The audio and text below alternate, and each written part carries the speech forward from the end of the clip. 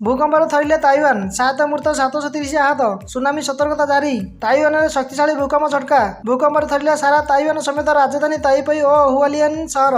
Richter scale भूकंपर तीव्रता 7.4 रही। दीर्घ 25 वर्ष मध्य सबुठ बड़ भूकंप बोली कहुई।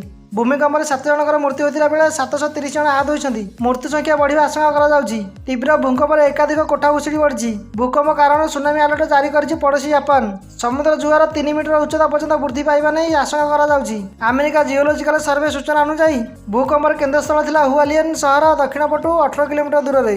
यह पूर्व 1969 सेप्टेम्बर मास ताइवान होता भूकंप तीव्रता रिक्टर स्केल थिला 7.6। सेतेबेले 2400 लोकंकर मृत्यु होता बेले 5000 बिल्डिंग भुशुड़ी पड़ा। पुलिस कब्जा एरेगला गैंग 11 गिरफ। 17टी सुना चेन सह 2 लाख रु अधिक टका जबत। 11 जन लुटेरा और डकायत को गिरफ कर स्पेशल स्क्वाड। दिन 2 पहर लुटपाट कर राजधानीवासी निद हजाई देता एरेगला गैंग पर्दाफाश कर कमिशनरेट पुलिस। 17टी सुना चेन सह नगद 2 लाख रु अधिक टका जबत कर पुलिस। बैंक रु फेरुଥିବା लोक टार्गेट करुले। असावधानतार सुजोग नहीं बाइक डिक्की भांगी लुटुले।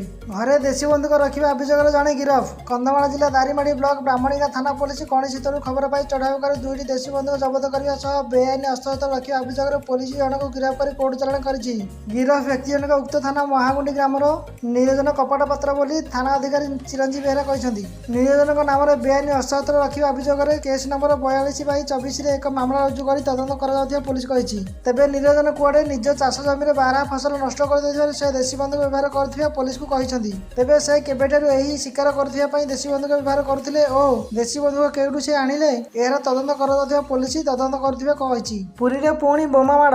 जड़े वरिष्ठ आईनजीवी उपरकू कई दुर्बृत्त बोमा माड़ कर सूचना मिली। खबर नेबार जमापड़ी जे पेंठागड़ा मेराइन थाना अंतर्गत गोपालपुर वरिष्ठ आईनजीवी सुभाष चंद्र साहू निजर साइकेल जोगे बारवास स्टेशन को आसुथिबा बेले गोपालपुर छक निकट 2 जन दुर्बृत्त बाइक जोगे आसी तांको उपरकू बोमा माड़ कर सेठारु फेरार होइथिले। बोमाटी सुभाष उपर न पड़ी सम्मुखरे पड़िथिबारु सुभाष सामान्य आहत होई रास्ता उपर छिटिकी पड़िथिले। स्थानीय लोके सुभाष को गुरुतर अवस्था उद्धार कर चिकित्सा निमंते पुरी बड़ डाक्तरखाना को आनिथिले। सेठारे डाक्तर तांको स्वास्थ्य अवस्था परीक्षा करी उत्तम चिकित्सा निमंते कटक बड़ डाक्तरखाना को स्थानांतर करिसेंती। अजଣା गाड़ी धक्कारे दंपति मृत। आठगड़ पुराणा कटक संबलपुर रास्तार आंकुला निकट मर्मन्तुद सड़क दुर्घटना घटी। मृत दंपति ढेंकानाल जिला बाहापुर अंचल बोली जमापड़ी। आज भोर 5टा समय ढेंकानाल जिला सदर थाना अंतर्गत चंद्रशेखर प्रसाद गाँव चणिया बारिक एवं स्त्री कंतली बारिक एक बह भोजी सारी मोटरसाइकेल जोगे निज घर को फेरुला बेले पछर एक ट्रक धक्का देता फल घटनास्थल दंपति मृत्यु घटी। पर खबर पाई आठगड़ पुलिस घटनास्थल पहुंची अधिक तदंत जारी रखी।